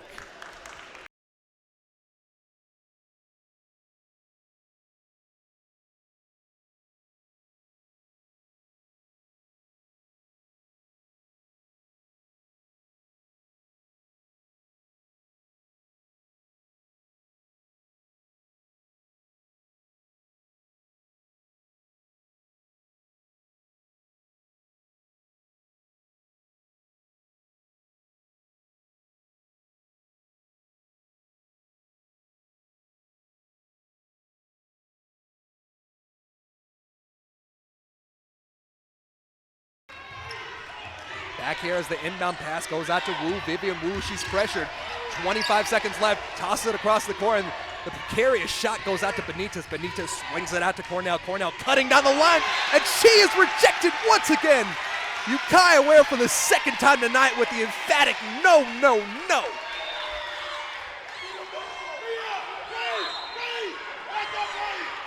Benitez with 18 seconds on the shot clock will toss it over the top. And the person who got the ball is Cornell. Back out to Benitez. Left wing, three-point shot. Hatfield isn't able to get there. Strong effort from Rayana Bay to cut that ball off, and she'll bring it across the court herself, pushing down the pace, and she's cut down hard. The ball will be turned over. It looked like she got her legs tangled up with one of the defenders. She hit the floor, but the ball will go the way of the Rams here. Cornell pretty disciplined there to keep from shoving or throwing body into her. I think you're right. It was just a bit of a tangle of the legs, but you can't really give that the way of a foul. Cornell trying to swing across the court. It was tipped, but Hatfield gets the shot, leaves the shot short after the 14-foot jumper there from the right elbow. Nadia Johnson trying to take control herself, cutting down the lane, and she's rejected. Keys is there to scoop the ball up, and she will go to the line to shoot two. The Vikings continuing to run right into the teeth of that defense, and if they can keep making the free throws, that strategy is going to keep paying off. And one way to explain Keys' game tonight is fast twitch. Everything she's done has really been fast twitch, and a lot of the times, like I said on one of her previous shots, she gets the ball off before her hair even stops. First free throw is up, and that was a good stroke right over there. Perfect form. 60-54, 8:31 remaining in the game as we await the second. This one goes strong off the iron, and I don't know what's up with the floor, but Janae Money has hit the deck as well, trying to get that rebound, but the ball will go out of bounds, last touched by the Rams. So after the missed free throw, the Vikings will get it back. I hope she's all right there, and it's just simply a wet spot, because whenever you see somebody go to jump and then hit the deck, your heart kind of jumps into your throat, and you hope it's nothing serious. But it seems to be okay. Definitely a lot of sweating as this pace has been pushed tonight. Left corner, getting out to the left wing and resetting the set is Nia Johnson. Top of the key, back out to the right wing. After the corner, Janae Money passing underneath to Keys. Keys gets the ball back out to Money there. And underneath the basket, Nia Johnson trying to make something happen, but another stop from San Francisco. Right wing, there's Wu with the ball. She stops her dribble on the right wing as that ball's picked off. Great read there by Rihanna. Rihanna Bay tried to take it herself, but instead bounce passes out as the Vikings reset the set with 22 seconds. I think still thinking about that last opportunity. Oh my, Yanira! Yanira has been everything and anything you can ask for this Vikings team, and this extends the lead out to 9. Vikings trying to get that pressure once again. Benitez lining up a three for herself, gets the shot, but Tassi got the offensive board, but another block by Keys. Giving up 4 inches in height. What do I know about that? Nothing. 3-point shot for Ray Bay on the other side of the floor. The corner three is missed. Might have torn the roof off the joint if that had gone in. Hatfield crossing over the dribble. 2 defenders on top of her, trying to thread the needle underneath to Tassi. The ball is tipped up, and that goes out to Cornell. He missed the shot. And guess who's there to get the rebound? Gabrielle. Yanira with 11 points in a 3-minute span for the Vikings. Just in the interest of completing the story, she's been averaging just under 6 points a game. Almost double that in 3 minutes. And I like this timeout from the Vikings coaching staff here. It's getting a little antsy as the Vikings take that 9-point lead, and really just taking a moment and resetting everything, saying, hey, this is the game we want to play. This is the pace we want to play it at. And with 9 points up, it's a perfect time to take a timeout. So shall I take you? Okay. I wasn't sure if I was being keyed up for it or not. Okay, just making sure. Yeah, so we'll finish up last couple of programs to tell you about, both enjoying some success this last week. Jackie Ponciano Babs' tennis team now 8-1 on the season, perfect in Big 8 play, and they will be taking on fellow perfect in Big 8 play Sierra in their regular season finale on Tuesday. Aisha Hayes and Ran Homa still undefeated in singles play this season. Margot Smets was until this last one. Hannah So remains undefeated inside Big 8 North play, and her win, a 3-set victory in their matchup this past week, was the difference as they beat ARC 5-4. So congratulations to them. Great stuff so far. Tournament season coming up for tennis. Meanwhile, Dennis Luquette's baseball team had their first Big 8 series, and though it's a very freshman-laden team trying to kind of figure some things out on the fly, they did manage to get a series win in their first outing. Won game 1 3-2, lost game 2 8-7, won game 3 11-6, and a lot of that coming behind 8 total innings of scoreless relief by Justin Tamalier.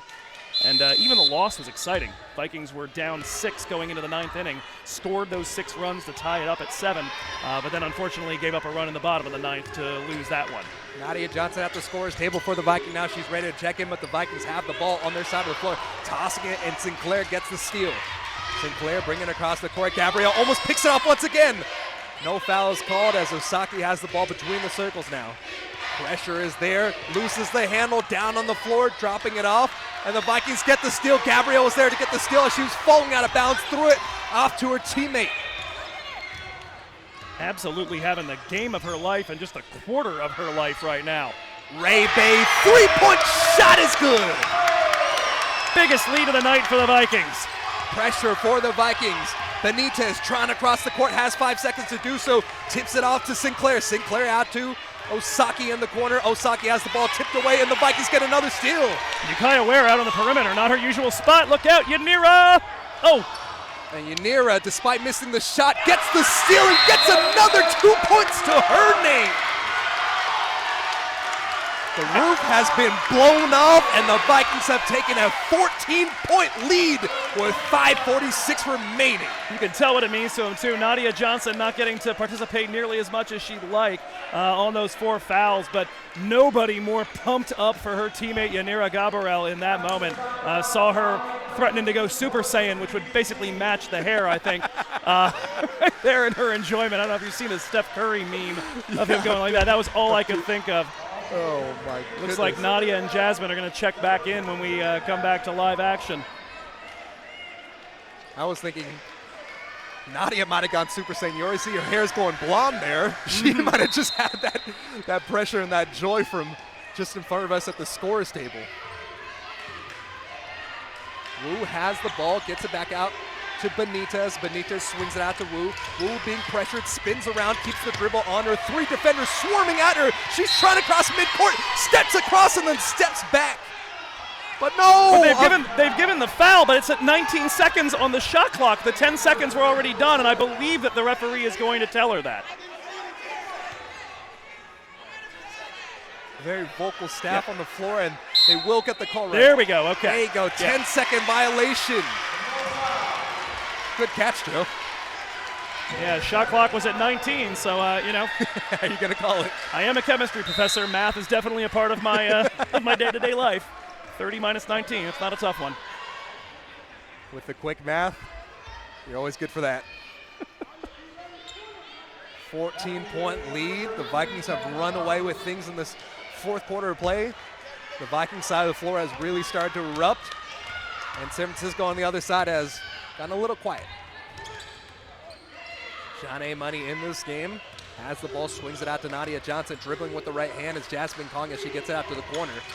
Nia Johnson back out to Shanae Money, shooting a deep 3, misses the shot, going over the back for just a moment as Wu, as she swoops the rebound right out of the hand of Nadia Johnson. Now Wu pulling up from the right elbow, rattles it out. Tassi underneath the basket. And if that's on Nadia, that's it for her. It's on the other Johnson, though. It's on Nia Johnson. Nadia Johnson has 4. Nia Johnson has 3 now. And Tassi will go to the free throw line. Cameo Williams really coaching up his player there. He gives her a little bit of a shout out and says, hey, please, you know you have 4 fouls. You can't be put in that situation. First free throw's up for Becca Tassi, and that's good. Second one is good as well. The 6'1" center, perfect from the line on that little bit of a trip. And that makes it a 12-point game. That's 9 for her, as both she and Hatfield are back in to try to limit any DVC penetration or driving to the cup. And there you go. Nia Johnson, everything across the floor, but then at the very last moment has the ball stolen away from her for behind. Benitez goes down the lane. And we'll see what this call is on. It looks to be a foul called on, I believe. They called that one on Gabrielle, but I thought that one was going to be on Jasmine. Yeah, it must have been a reach-in at some point there. I'm right there with you. I know I saw Jasmine go flying at the end of it trying to take a charge. Interesting. Keys will come into the game as Benitez from the right side of the baseline, trying to inbound it. The 5'4" player giving up a lot of height. But the Vikings are face guarding, so we'll see. She's had a lot of crafty plays today. She might just toss it off the back. It's just been such a game of runs. I mean, you remember 30 minutes ago when Jaden Benitez was just getting everything she wanted? And now Tassi, she's getting everything in the post as of recent there as she makes the basket to make it a 10-point game. Pressure from San Francisco City College. The Vikings are having to cross the floor, losing the dribble out to Hatfield. Now the pressure is being turned out. The Rams fans are cheering loud here as the cross-court pass is stolen away. I wanted to shout out, too, just the heady play by Jasmine Kong, seeing Nia in trouble and just streaking to be ready to catch a deflected ball. And the pace is ridiculous in this game right now. Both sides not even getting a chance to take a breath. Brianna Bay pump fakes from 3 points, gets it out to Ukiah Ware underneath the basket, and grabbing it straight out of the air is Tassi there, but it'll be a jump ball. That's the 6th of the game, and the arrow will go to the way of the Vikings. Vivian Wu checking back in, 3-point threat. City College needing to start jacking up a few more of those shots from distance to close a gap. Just 4 minutes left, down double digits. 2 fouls on the Vikings, 1 foul on San Francisco. Nia Johnson has the ball tipped away from her, but it goes directly in the hands of Brianna Bay as she works her way to low block right as she goes up and misses the shot. Benitez crosses the court, dribbling right-handed 3 times, pulls up for the 18-foot bunny, no good. Good rebound by Nia Johnson there, going over the top of the 6'1" defender. And on the other side of the floor, why not? Gabrielle floats up for the 12-foot jump shot from in between the lane, and the ball will be tipped out. And the Vikings will be the last team to touch. Yanira tonight in the span of, as we said, about 4 minutes, notching her new DVC career high with 13. Wu coming across the court, the ball is tipped up, it goes back to Wu. Wu finding a wide open Tassi underneath the basket, and cheers erupting from the left side of the floor where the San Francisco City College fans are sitting, and this makes it an 8-point game. Spinning around his keys, trying to adjust the ball, spinning down the lane, goes up, and she makes it! Call her a ballerina there. She twirled underneath the basket before getting the finish. Right wing, out to the right corner. Benitez trying to make the 3-point shot, but she steps out of bounds before.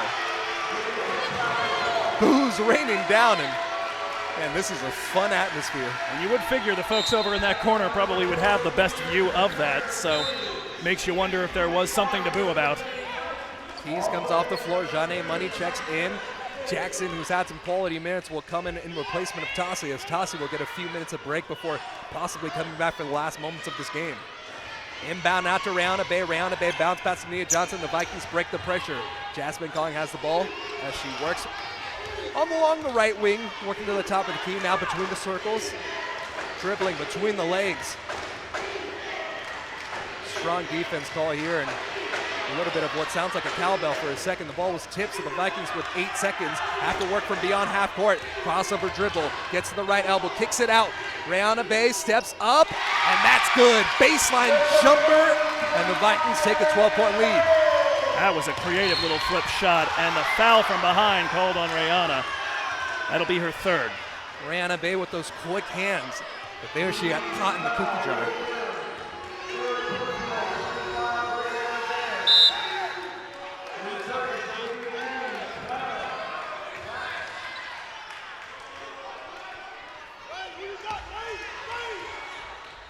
Yelling at his team to get in the defensive position.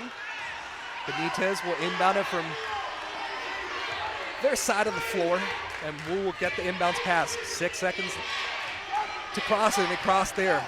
20 seconds left on the shot clock, driving down the lane, kicking out. Baseline from the left side, trying to adjust to the ball with Sinclair, but Sinclair went up and had to contort just to get the ball off. Ball was almost stolen away. Nia Johnson has it tipped away once again. Wild out of bounds.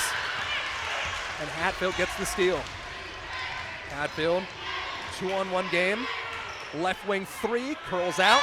Janae Money wasn't able to get the rebound, but Rihanna Bay gets the steal away. And a foul will be called on the floor, and this looks like it'll be called on Benitez. And I think we've got a double technical here given for the tussle after the whistle between Sinclair and Bay.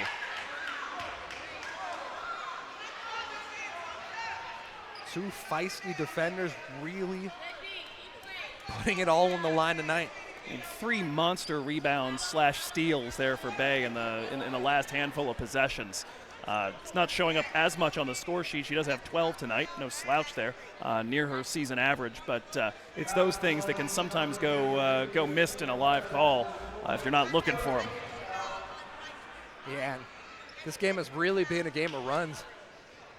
It's been Gabrielle getting that big run, and on the other side, the defensive stops have really been the factor there for Brianna Bay. Indeed, and you take a look too at early in this second half, it was the Jaden Benitez versus Jasmine Kong show. And for a good chunk of time there, those two just went head-to-head and canceled each other out. And it really was that burst of energy. And I think it's telling, too, for it to come from somebody like Gabrielle, who is somebody who normally gets her energy and gets her verve from her defensive effort. For her to start lighting things up offensively also intensified what she did on the defensive end, the whole team rallying around that. I think it was just an unexpected person. It's a little different than when they have a tendency maybe now and again to wait for Nia to save them. This time around, Yanira lighting up, and it galvanized the entire team behind it, and they've just looked different for the last 8 minutes. Gabrielle has that high arcing shot, so San Francisco City College is doing a good job closing out on the majority of those threes, but with a shot like that, you can't quite get there. Johnny Money out to Gabrielle. Gabrielle, high arcing three-point shot, and that one's good as well. Filling the cup, splash. Tipped away, Gabrielle's there, misses the shot, woo, up for the rebound. Oh, this place would have absolutely exploded if that went down. Nia's there to steal it. Oh, Johnny Money, all of her effort laying it down the line to try to get the save. It went into the hands of Nia Johnson, but stepped out of bounds just as she saved it. Well, we mentioned before that it was now her career high for Yanira Gabrielle. Who would have expected this when she was sitting on 0 with a minute to go in the third? She's the game's leading scorer now. She's got amazing. 16 tonight. She's hit 3 3-pointers. And if the clouds hadn't already emptied all of it out on us earlier in the morning, I'd say she was going to bring rain with one of those things. Oh, wow. What a fourth quarter. 15-point lead with 1:30 remaining. It's been so exciting I forgot to say the time. Wow, nice nifty pass on the inbound there as Benitez throws it out to Wu. Wu gets it in, but the Vikings still lead 13. Full court pressure, and that's a good steal for the Rams there. 1 minute, 16 seconds remaining. Swings it across. Benitez throws it up on the floater from 12 feet out on the baseline. Misses the shot, but it goes out to Jackson. Jackson has the ball tipped away, sliding down. You can hear the skin sliding down and getting that floor burn there. The Vikings get the steal there. Brianna Bay out to the right wing, setting it out the corner, swinging out to Gabrielle, and Gabrielle will hold things right there. 13-point lead with 50 seconds to go. Vikings can taste it. A chance to head back to the State 8 after this challenging season. They've certainly had to rebuild almost from scratch. Only Lauren Clark and Jasmine Kong returning to the fold from the team that won last year, but boy, it's come together here in the postseason, and some very, very strong late quarters in both of those games. 32-17 to blow open Santa Rosa, and then the monster one here. Johnny Money misses it. She's been strong all night long, so maybe something you can go back on film, check out, see why that shot's going long. But this is a sight that is fun to see. Lauren Clark, the sophomore guard that you just talked about just a moment ago, getting some minutes on the floor. Or 36.1 seconds on the floor, that is. Ariana Hatfield coming off and not in particularly great shape. I'm trying to tell which leg she's favoring, but it does look like the left. As Jasmine Kong leaves the floor, getting a standing ovation from the crowd. It'll be her last appearance here at the DVC Palladium. Bay underneath the basket is fouled, and she'll go to the line. That's the 5th foul, so the Vikings are in the bonus for whatever that's worth with 34 seconds left. Up 13 points. And there you go. You can hear the loud slap there from Cameo Williams, giving a big hug to Gabrielle. Berkeley High definitely in the house as the first free throw shot is synced by Brianna Bay. 76-62. This game's all but Britain.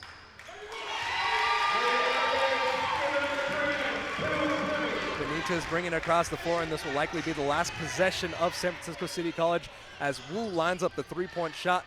Rebound almost goes to Cornell, but guess who it is? Getting the steal, getting this Need rebound. to get across the half-court stripe. Gabrielle was there, and this should put things on ice. 13 seconds counting down.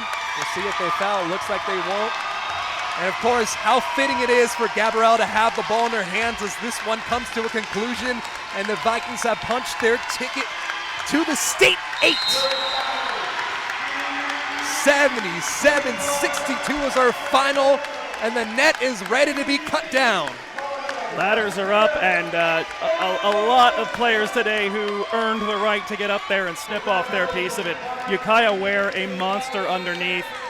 Jasmine Kong with the big run going head-to-head with Jaden Benitez in the third. She finishes with 14. Rayana Bay, of course, a steadying force, those huge steals and rebounds down the stretch in the fourth quarter. She also finishes with 14. Nia Johnson, of course, doing what she does. Cameo Williams coming over here to visit with us briefly. Nia finishing up with 15 as well. Janae Money, a couple of big shots, although she kept seeming to have a foot on the line. Ended up with 7 tonight. And, of course, Yanira Gabarel, the just astonishing rise from no points through the first 30 minutes of our game, and then suddenly 16 in the fourth, between the one shot there in the at the end of the third quarter and the others there in the fourth. Just a monster performance from her. I think what we're going to go ahead and do is take a brief timeout and then get Yanira over here to chat with us. But we'll go ahead and send it to a quick break. DVC winning tonight 77-62.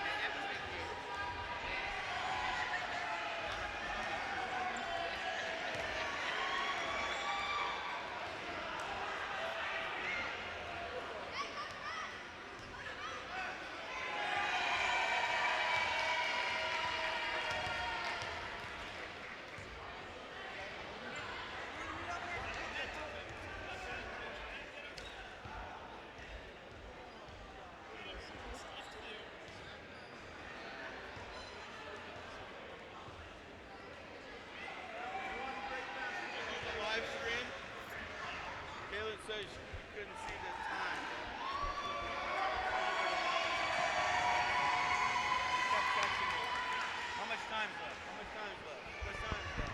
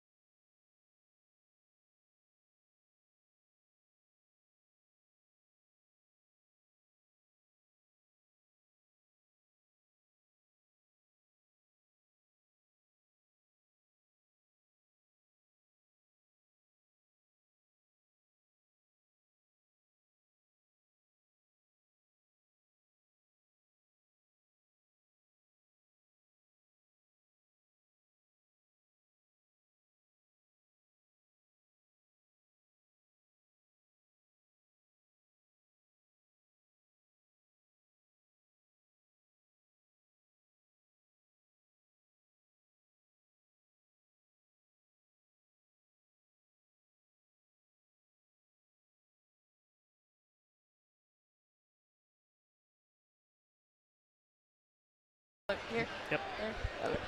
And welcome back to Steve Cochimilio Court here in Pleasant Hill on the campus of DVC.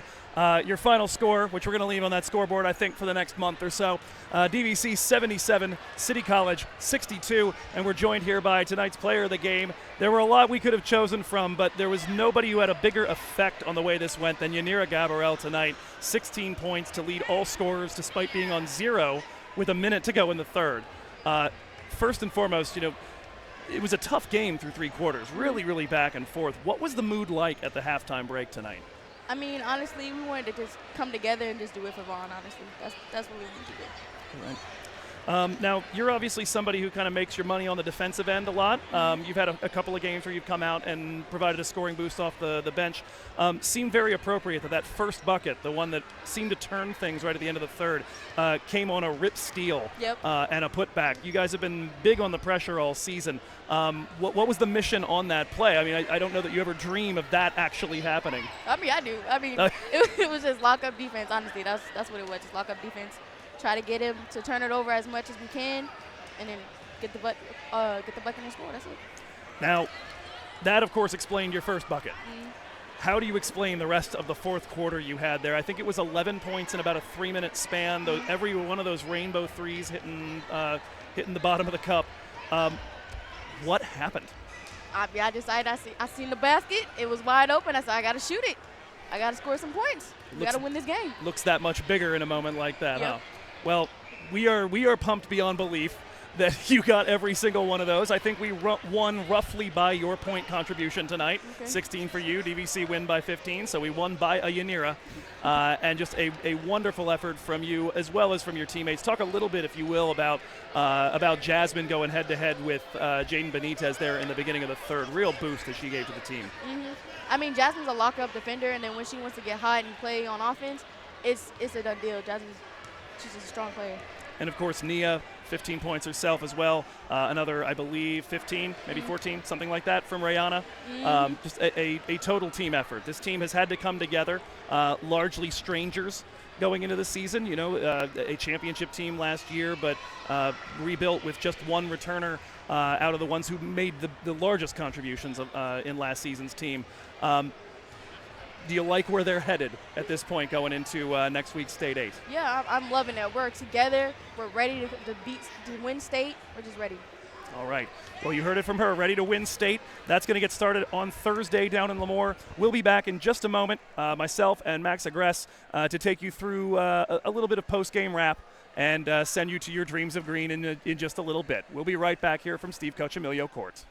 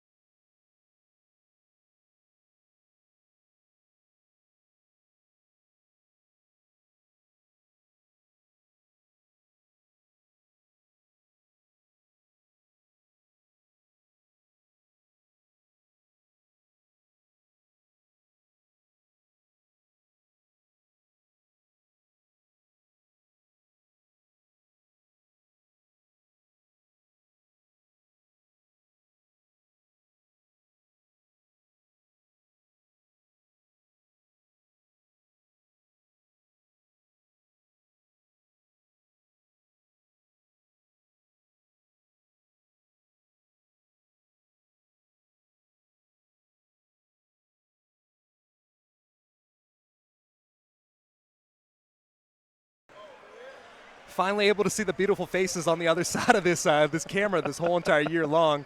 Joe Hickey, of course, one of the best that the Green and Gold has to offer. It's been my pleasure, Max Agress, on all these calls that I've been able to do towards the end of the season. We got a final score here on Steve Cochimilio Court, 77-62. And the Vikings really turned things up in the second half, closed things out with a tremendous run in the fourth quarter. Gabrielle, really the star of the game as we had her in the post-game interview. And, yeah, let's go over for some final scores.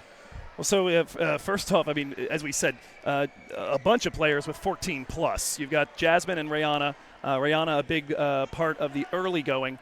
She and Nia kind of holding DVC afloat throughout the first half. They end up on 14, 14, and 15 respectively. Yanira, as we said, to lead all scorers on 16 points. They also got 7 each from Ukiah Ware and Janae Money, and 2 from Nadia Johnson. And then looking over at the City College side, early on it was a bit of coming a bit from everywhere. Francesca Cornell had a nice stretch when City started to build a lead in the second quarter, made a decent run there in transition.